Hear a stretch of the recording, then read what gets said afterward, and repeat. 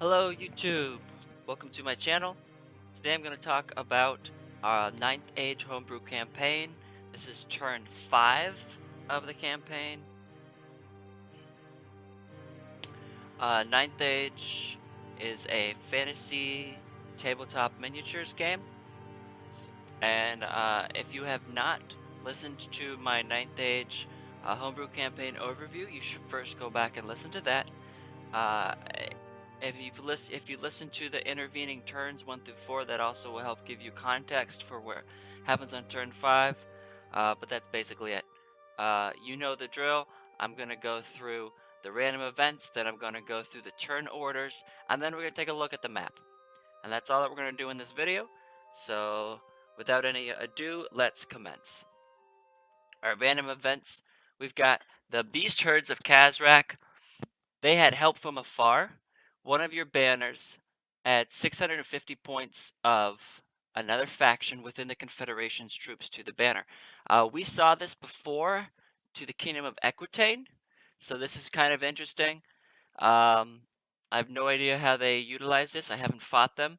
So now the guy who plays this, if you remember, he plays, excuse me, he's got beast herds, he's got dread elves, and he's got vampire counts. So if you were a Beast Herds player, then you were allowed to add 650 points of any composition from another faction. So you can either add Dread Elves or vampire counts, units or characters into your Beast Herds banner.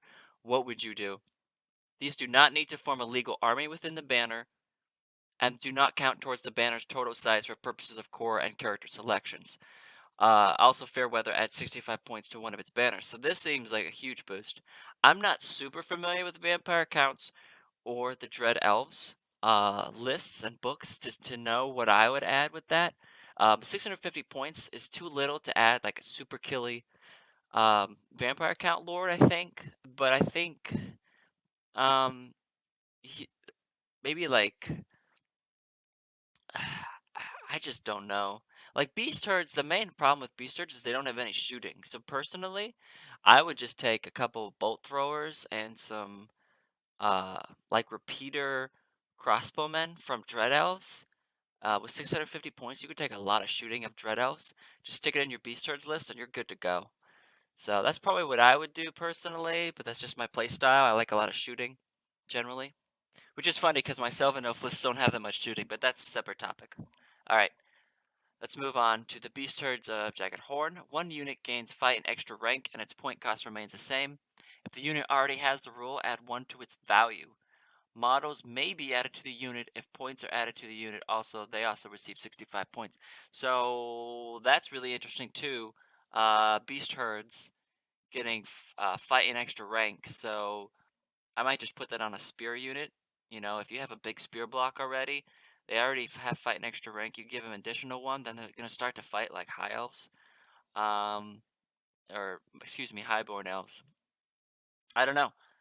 You can't take minotaurs and big enough units to make use of that. I don't think. Maybe you can though. I don't know what the max size is on a Mino unit. If you can take 9 minotaurs, I think they can take 8, and then you can put a minotaur chieftain in there, a minotaur lord. If he already had a Minotaur unit, I would give it to them. Then just go 3 wide and 3 deep, and then all 9 would fight. That would be disgusting. That's just that would be disgusting. So that's what I would do if he had a Mino unit in there. But I don't know. Let me know your thoughts in the comments. I'm always curious to see what people would do. All right. Dread Elves Code of Pleasure. Village turned into slaves. Typical Dread Elves turning villages into slaves. Immediately add 780 points to your headquarters due to fantastic capture. Instead, you can choose to recover any one territory that this faction controls, adding 1d3 to this for every successful recover this faction has made in the campaign. And you also add +1 to recover attempts this turn. He probably just added the points to his headquarters. But I didn't notice that. So I've actually been kind of thinking about maybe I should go after his headquarters, but if that headquarters is already over 5,000 points, that's not something I want to deal with. 5,000 points of Dread Elves. So, alrighty. And Vampire Covenant. Your couriers were given the wrong messages. After you submit your orders, randomize which banners get which orders. That's that already happened to him before, so that's no fun when that happens. All right, we're gonna move on to Kingdom of Knights of Aquitaine. All right, swarms of rats overrun banner 2. The banner loses 1,100 points to a minimum of 3,000. If the banner would go below 3,000, it instead goes to 3,000 points and becomes scattered. The banner is scattered. He just put that in there because it didn't have 4,100 points or more. Also, fair weather, you receive 65 points. So the fair weather is not really giving you much. I mean, honestly, what do you really do with 65 points? Like for certain armies, that's only like 2 models or 3 models. So fair weather is being real stingy this turn, but the random events themselves are actually kind of interesting. The banner loses points first and then is scattered. Okay. So that threw off his second banner. Orcs and Goblins. One random banner is confused by the orders you give them. And will use its next turn to remove to one randomly determined adjacent territory, whether friendly or enemy controlled. Okay, so this is a little different. He can move into an enemy territory. Typically, when you get random orders, you don't necessarily. Actually, you do. This is typical. Never mind. Excuse me. Saurian Ancients. Traders from an exotic land. The player chooses which 2 units are affected by this. Okay, we've seen this before. They get to add. They get to take a special weapon. So this is happening to Saurian Ancients. They can take Aspen Bow, Flintlock Axe, Great Aspen Bow, if larger gigantic infantry. Can you imagine that? Caimans with a Great Aspen Bow. Handgun, models on foot. I mean, give like... I wouldn't give Skinks handguns. Skinks are good with... I would maybe give...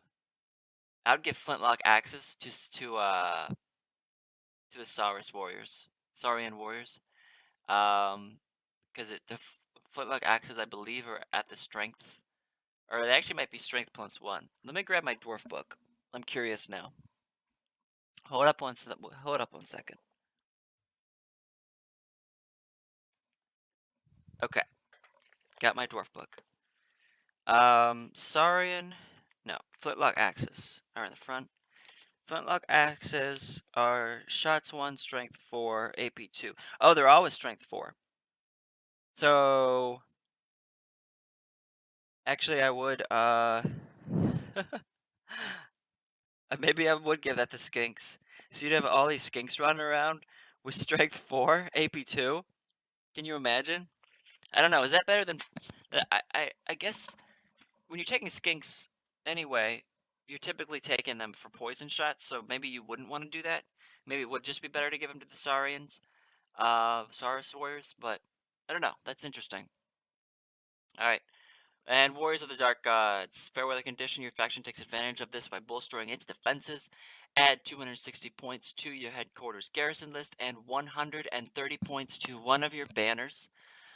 Add 87 points to one banner. Also, Caledorian Highborn Elves foresee a grave misfortune that will fall on the Warriors of the Dark Gods due to their raising at South 79. South 89 has become raised. Okay, so basically, they were cursed. They raised South 79 last turn, so now one additional space has been raised for them. But they did get to add extra points to their banners and headquarters. Then we move on to Dwarven Holds. This is my faction. Your couriers were given the wrong messages. After you submit your orders, randomize which banners get which orders. Also, Fairweather receives 65 points to one of its banners. Okay. Empire of Sunstar. This is really where the campaign gets really interesting. Okay. The old hag returns. She walks into your camp and curses your faction for trying to undo her curse. A swarm of rats overruns South 63 and the territory is raised. A new special map location is now present in South 64, the old hag's hut. Also, fair weather at 87 points to one banner. So, if you remember earlier in the campaign, on the first turn, basically, the orcs and goblins made a forced march and they moved 2 spaces. Well, they forced marched through a territory that the old hag lived in, and so she cursed that territory and it became raised. Now, I move my empire into that territory. The old hag returns, and I try to recover that territory. She doesn't like that I'm trying to recover it, so she curses me, and now one of my territories is going to be cursed. And what I just find out now on this turn is if I stay there, well, Um, Maybe it'll come up later, but I'll talk about it now. Um, so basically, this mechanic that's here in the campaign is now if I stay and try to recover the old hag's hut, if I succeed, then all is well and good. Okay, I can succeed and recover the territory, but if I fail to recover, if I make the I have to roll like a it's either 3 or 4 or higher. If I fail, one of my regular territories is going to become raised for every time that I fail. Also, because of the curse, if I just try to leave Old Hag's territory and not bother with recovering it, she's going to curse one of my territories anyway on the turn that I leave.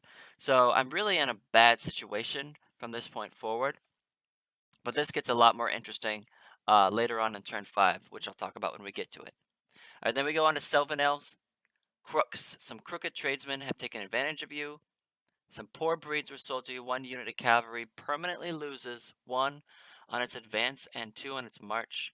This unit may not be decreased in cost if the banner list is changed in the future, only added to. Also, shoddy wheels were sold to you. All units of Sylvan Elf banners with wheels may not move in any battles. That didn't apply. I don't have any wheeled units. And finally, they outright stole money from you behind your backs while trading you damaged goods. Banner 2 loses 250 points to a minimum of 3,000 points. If the banner would go below 3,000 points, it instead goes to 3,000 becomes scattered. Okay. And then I get a few extra points. 87 points is not that much for someone else. It's not that much you can actually do. um, I'm trying to remember uh, what I put this on. 1 unit of cavalry permanently loses 1. I think that went on my Heath hunters, but I'm not positive. All right. Undying Dynasties, Advanced Animal Husbandry. An especially talented breed of animals has perfected a strain. 2 units gain +1 advance and +2 march. The player chooses which 2 units are affected by this. They may be of unit type beast or cavalry only. They do not have to be in the same banner. All right, I do remember what I did with this. So because it says they have to be of unit type beast or cavalry, guess what I did with it? I gave it to my Dread Sphinx. So my Dread Sphinx now has +1 advance, which is 8, and +2 march. So um, I made my Dread Sphinxes better. I use Dread Sphinxes. I don't use War Sphinxes. Um, I prefer the Dread Sphinxes because they can fly and they're monster killers. So all right. Then we move on to the next guy. This is the Confederation that must not be named. He's got the Dwarven Holds. He's got several Dwarven Hearts. Sage warnings. All banners have -2 to difficult terrain tests. If no test is needed, the banner is immune to this result. Okay, so that just means they're probably not going to take any risky moves. Dwarven Holds Bumper Harvest. Okay, this is really good. Immediately add 845 points to your headquarters due to a fantastic surge in production. Instead, you can choose to recover any one territory that this faction controls. Adding, okay, so they get the same thing as the Dread Elves. So they can try to recover. I'm not sure if they have any raised territories in their region. I don't think they do. Dwarven Hearts holds again. Fair weather conditions. Your faction takes advantage of this. They add 195 points to your headquarters garrison and 97 points to one of your banners. Also, fair weather receives 65 points to one of its banners. So he gets a little bit more points to one of his banners. Not a big deal though. Highborn Elves, your mages foretell of grave misfortune. A retreat result in battle is treated automatically as scattered this turn. Additionally, any faction that raised a territory in the previous turn loses 1 random non-special map section to raising for each territory the faction raised. So that's what happened to the warriors that we just saw. All right, and the last faction is Ogre Khans, Tusk Fangs. Bumper Harvest immediately add 520 points to 1 banner due to a fantastic surge in production. They also get bonuses to recover this turn. Alright, Ogre Khan's Bloody Hand. Your spies have infiltrated the enemy encampment. Any battles initiated this turn, the enemy player must choose and declare their strategic option before his player must choose his. Okay. So um so that's a good we saw that in my battle report for the Grail Chapel. you pick different strategic options. So the enemy player has to pick theirs, and then the guy playing Ogricons gets to see what the enemy player chose for their strategic options, and then gets to pick what they're doing. But that's only in battles this turn with this particular faction. So I don't think it came into play, but it's just something interesting that can happen. Undying Dynasties, there's a mutiny in Banner 1 due to the massacre that happened recently. So due to my Sylvan Elves massacred them at the Grail Chapel. So then Banner 1 mutinied because of that. They lost 500 points, so I think they definitely went down to 3,000. If that would cause the banner to fall, the banner is scattered. But there's a special campaign rule for Undying Dynasties. They never are scattered when this happens because they're just undead. So they just retreat instead. They don't scatter. So it wasn't super bad for him, but he did lose points because of the massacre I did. An Undying Dynasty banner may retreat as normal if there is an adjacent unoccupied map section. For this reason, Banner 1 retreats to South 95. Alright, and then Undying Dynasty is the other one up on my dwarf faction. An overlooked cemetery provides extra skeletons. One banner may add 400 points of core to its list, but the rest of the list may not be changed. Okay, so 400 points of core is really only like 3 chariots, or it's not. I mean, if you're thinking of chariots, it's not really that many. I mean, it is a sizable amount of foot skeletons or archers, if that's what you do, which he tends to do. I actually haven't seen any chariots from him. Um, I, and when I've played against him, he just has like regular skeleton infantry and archers and core, and horsemen. So, all right, then we go on the turn orders. So turn orders. These go pretty quick. They don't really mean that much unless we look at the map, so we're just gonna go through them. Kargar's Rampage, Banner 1, marches from North 53 to North 42. So I think they're still headed south. Tragalagor's Sight marches from North 14 to North 21. Beast Herds, Vargar's Destruction, raises North 85 Blood River Bogs and successfully marches. At the end of the turn, he gains 400 points. That's for raising. When you raise, you get 400 points, okay? Uh, Elk Killers Marauders, look at that name, marches from North 65 to North 64, and Banner 3 marches onward. Alright. Dread Elves, Helmar's Vanguard, marches, and Villain's Rush holds and gains 200 points. If you remember, Villain's Rush is the banner that's holding that old abandoned castle that's near my Empire headquarters. So he only gains 200 points this turn, but he's still getting larger and larger, which is unsettling because now my main Empire banner is trapped at the old hag's hut, and I don't really know what to do. So I'm kind of in a bad situation with Empire in the south. Vampire Covenant. Vamphobamere gets Malifor's orders and marches from South 50 to South 36. And Malifor gets Von Fobamir's orders and attempts to move to South 52 but fails to do so. He instead holds and gains 250 points. So I think he attempted to move into the mountains but failed his difficult terrain test. So he then had to just hold, but he gains 250 points when you hold at a headquarters. So that wasn't terrible for him. Knights of Equitaine, Sir Ghislaine's expeditionary force keeps marching. Sir Thierry de Luz Lost Quest is successful. Sir Alec de Chateau Iroch Beast Hunters, and they keep marching onward. I'm not going to read all these place names because they're not really that interesting. Karag's Plunderers for Orcs and Goblins holds. Now remember, they're holding the Sacred Lake, so he gains 350 points from holding Sacred Lake. Krugerim Stalkers doesn't read your orders correctly. He marches into South 64, which is where the Battle of the Old Hag was. Says the Greenskins were heavily outnumbered and won a minor victory. So this is actually they ended up doing a random move, as you remember from random events. So they had a random event that made this banner make a random move, and they randomly moved to where my Empire was at the Old Hag's Hut. My big Empire banner then fought them. I had a large advantage from numbers, but I made some poor deployment choices. And I was unable to bring, let's just say, I was unable to bring my numerical advantage to bear because of the movement rules, just because you have more troops, it's actually kind of difficult to leverage all your different units to be able to converge on the enemy all at the same time. It's actually really difficult, and I realized that having a larger army doesn't necessarily mean you're going to win a battle. When I played him, so and goals, throat slitters, South 82 to South 90.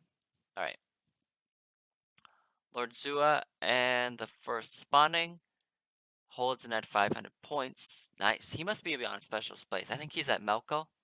So he's holding Malcolm and he got 500 points. That's huge. Lord Oxothul and the second spawning. They just keep marching. Alright, Rigor, Ravager men from Warriors of the Dark Gods. They march. Old Forgers. They march in the South 88. They battle versus Undying Dynasties. Pharaoh Testaments First Division. This is the banner that I just fought last turn. And then they lost 500 points because they were massacred. And then they had to fight Old Forgers of Warriors of Dark Gods.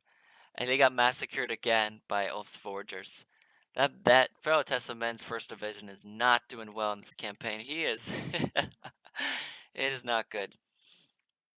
Right, then my factions. All right, Thori Rawbreakers Regiment of the Hold. They got Gromdrill's orders instead and moved. They moved to South 29 instead.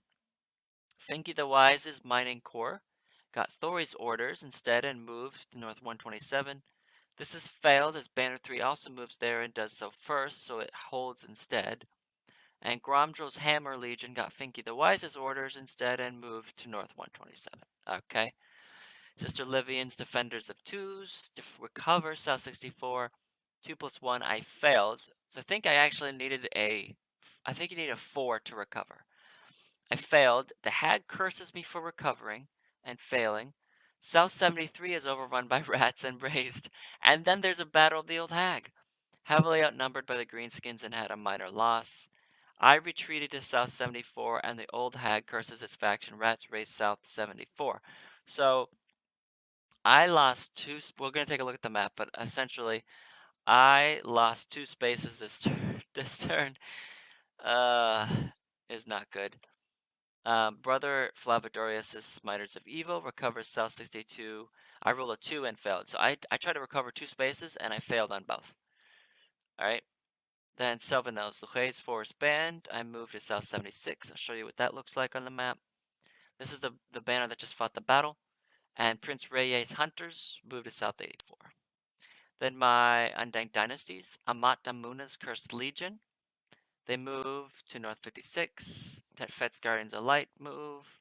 And Pharaoh Ramzos Last Brigade move. Alright. Dwarven Holds. The Confederation must not be named. Banner 1 fortifies. Banner 2 marches. Second Dwarf faction, Banner 1 marches. Both banners march.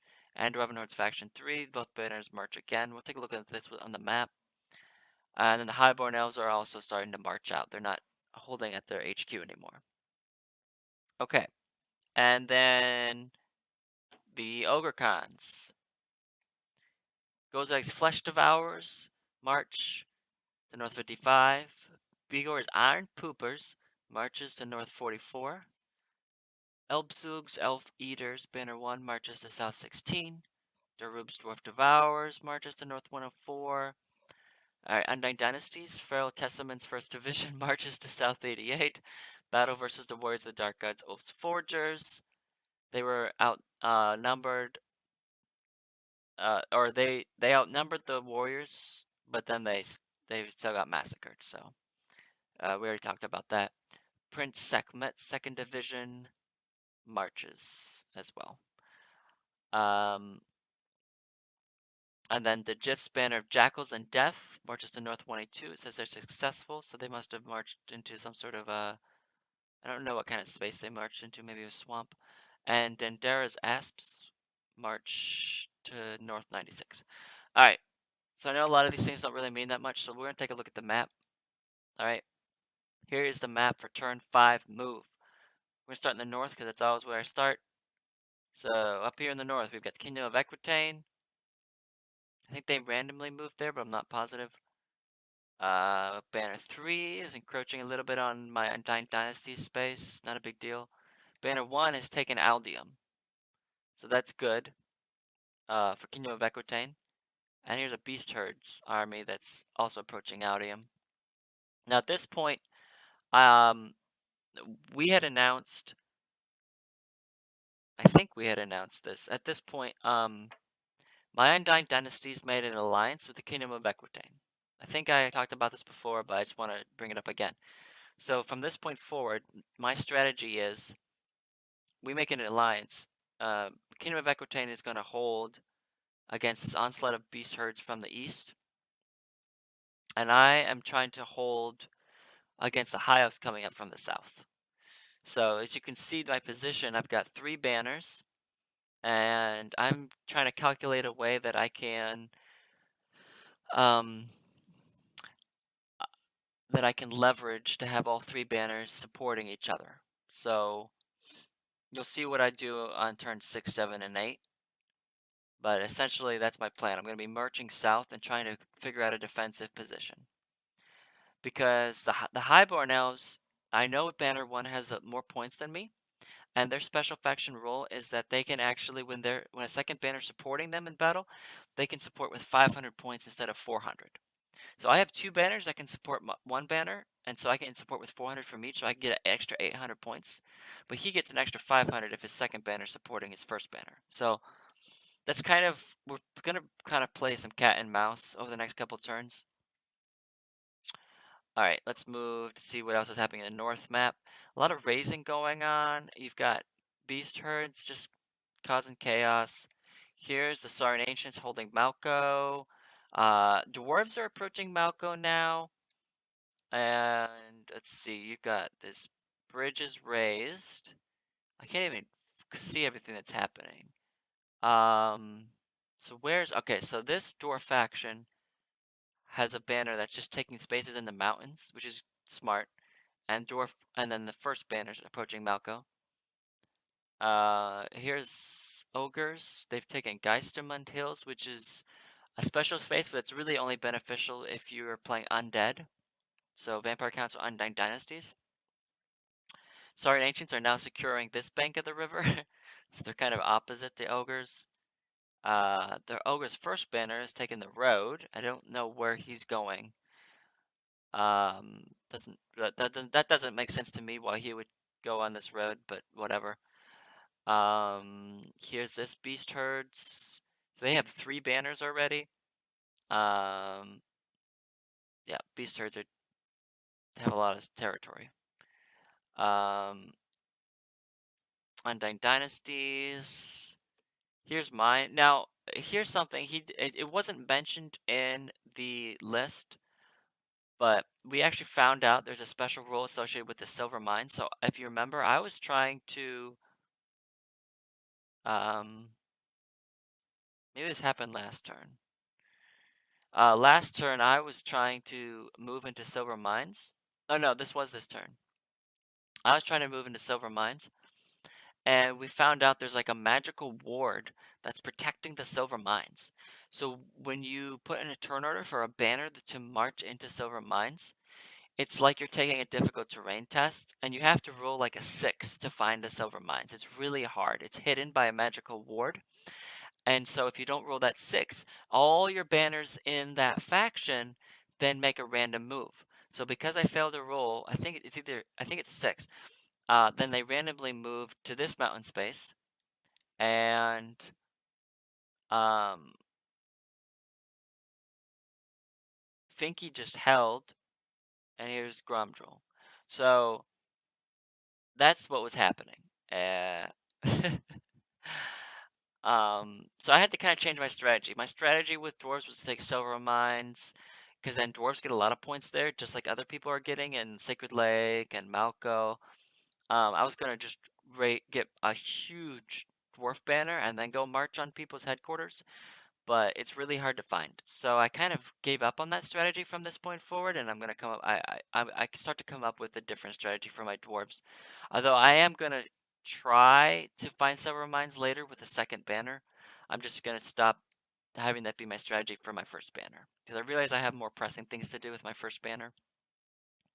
Right, otherwise, there's not that much happening in the middle of the map. There's still a lot of spaces. It's getting really busy in the top in the north.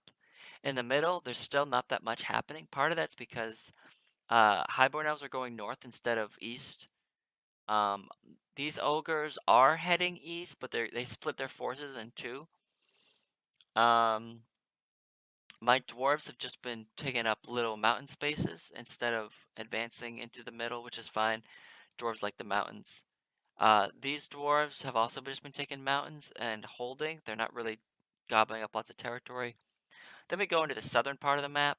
Here's vampire counts they had to make a random move, so they randomly took the bridge. Here you can see all the raised territories of the Warriors of the Dark Gods.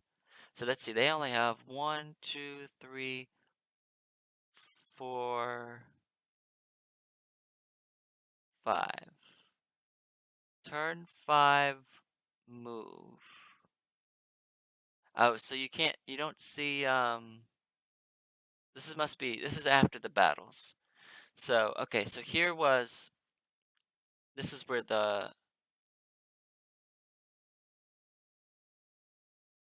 or is this before the battles? He must not have moved it in. So anyway, this is this banner. The banner 2 had moved into South 95 and they fought. And then the Undying Dynasties lost, so they had to retreat to their headquarters, I think. Here you have my Empire banner fighting the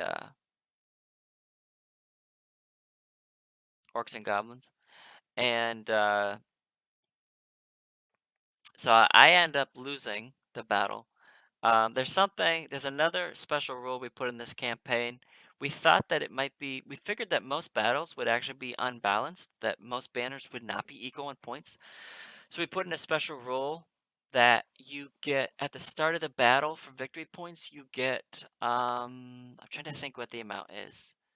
It's something like however much you outnumber, the other person outnumbers you by. So I outnumbered him by, let's say I outnumbered him by 1,000 points. You then take that in half, which is 500 points. And then the smaller army starts with that many points in victory points. So the larger armies always have to be a little more aggressive and attack the smaller player to try to, because they're starting the battle with a points deficit. It's a little complicated. Some players are trying to use this to their advantage. Um, and I think the orcs and goblins use this to their advantage in their battle. Um, but anyway, so I lost, and that meant I retreated to South 74. That meant South 74 got raised. Banner 2 failed also to raise this one, so now I'm left with, at the end of this turn, this is raised, this is raised, this is raised. I now only have 2 territories, which means that I can no longer support Banner 2. And so I lose banner 2. And so at the end of this turn, I only have 1 banner. I have 3 raised territories, my headquarters, and 1 non-unraised territory. So it's looking really dire for my empire. The nice thing is, um, Orcs and Goblins didn't actually want the old Hag's Hut because of those mechanics I talked about earlier. Um, he actually didn't really want to win the battle because he didn't want the space. Um, So he said afterwards his goal was to not become scattered. He ended up winning, which now means he's in the predicament that I'm in. He's got to raise territory. If he tries to recover the territory and fails, other ones of his territories are going to now become raised. If he just leaves and abandons the territory, one of his territories is still going to become raised. So orcs and goblins are now in an iffy situation. So it's kind of funny what happened. It's kind of a comedy of errors on turn 5. Um, with he randomly moved there. He didn't want to fight the battle. He didn't really want to win, and then he ended up winning. It's just bad things happen for Empire. Bad things happen for Orcs and Goblins. Undying Dynasties made a move. Warriors moved in there. They fought a battle. That Banner 1 has just been ripped apart. He's making no ground. My Sylvanels, of course, they moved onto the road. So at this point, I'm actually thinking I wanted to take Warpstone Pit because I'm starting to realize, okay, if Warriors of Dark Gods or Vampire Counts takes Warpstone Pit, they're going to be able to grow humongous armies. Like Warpstone Pit is really, really good for um, evil armies. And so it doesn't do me any good as a Sylvaneth player, but my plan is I actually want to take Warpstone. I want to move there before they get there, and then I want to raise it. Because if it's raised, it gives no bonuses to anyone. And then I'll get an extra large, I'll get 400 points added to my Sylvaneth banner. So that's actually my plan from this point forward for Sylvaneths. Banner 2 is just still playing cat and mouse with these Orcs and Goblins banners. Not that much happening. And then Dread Elves, just see them here. I'm not really sure what they're up to. They're not being very aggressive. Um, a part of that is because the person that's playing this faction, as you can see with their vampire counts, with their mina, with their beast herds, and with the Dread Elves, they're not being that aggressive because they're really busy in real life and they don't really have time to play battles. So they're just kind of they're moving their banners around, but they're not really moving with purpose to fight a battle or anything because they just don't have actual time to play battles. So that's where they are. Dwarves are here now. And now you see this dwarf banner is marching towards this headquarters, and I think there's going to be a battle happening at this headquarters soon. So we'll see what happens there, and that's basically it. So let me know what you think. If you think any of my moves um, were dumb. A lot of these moves I didn't really have control over. I'm not sure if I'll do an in-depth battle report about the Battle of the Old Hag's Hut or not, beyond what I just did a brief overview. Um, Basically, I mean, yeah, I'll just leave it at that. And there we go. So, thank you so much for watching this video. Leave comments, questions below in YouTube. Let me know what units you would have added to that Beast Herds list. If you were a Beast Herds player and you got 650 points, you could add 650 points of Dread Elves or 650 points of Vampire Counts to your Beast Herds list. What would you add to them? It can be anything. Um, I'm really interested to see what other people would do. Anyway, thank you again for watching. Uh, may the sixes be with you when you play Ninth Age, and have a great rest of your day.